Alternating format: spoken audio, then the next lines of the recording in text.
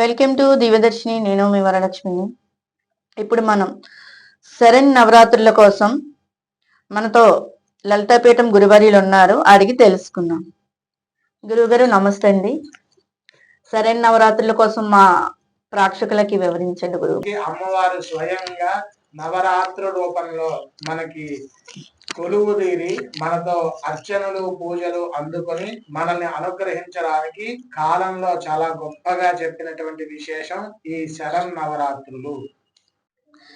దేవి నవరాత్రులలో 4వ రోజు శ్రీ కాత్యాయని దేవి కోసం అడిగి తెలుసుకుందాం. కాత్యాయని మహాదేవి కామితార్థ ప్రదాయిని. కాత్యాయని దేవి ఆ పరమేశ్వరుడు తాలూకా శరీరంలో అర్ధ భాగాన్ని పొందినటువంటి మహాతల్లి. ఆ ఈశ్వరుడి గురించి తపస్సు చేసి ఎంతో వైభవంగా ఈశ్వర శక్తిని తనలో పూర్తిగా ఇమడింప చేసుకుని, నువ్వు ఈశ్వరుడికి అమ్మవారికి భేదం లేదు అని సృష్టికి చాటి చెప్పినటువంటి తల్లి కాత్యాయని దేవి.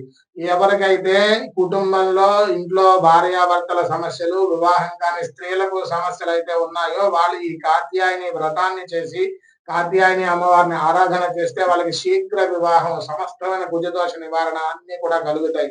ఈ కాత్యాయని అమ్మవారికి ప్రత్యేకంగా బెల్లంతో, వరిపిండితో అప్పాలు, వెన్నతో చేసిన అప్పాలు, నేతితో చేసిన అప్పాలు నివేదించి 7 చెరుకు ముక్కలు నైవేద్యంగా పెట్టి కాత్యాయని అమ్మవారిని ఈ రోజు ఆరాధన చేసినట్లయితే విశేషమైనటువంటి ఫలితం కలిగి ఎన్నో జన్మల్లో ఉన్నటువంటి వివాహ ప్రతిబంధక దోషాలన్నీ కూడా తొలగి శీఘ్ర వివాహం కలుగుతుంది. సత్సంతాన సౌభాగ్యాలు ఈ కాత్యాయని అమ్మవారి తాలూకు అనుగ్రహంతో కలుగుతాయి. శుభమస్తు.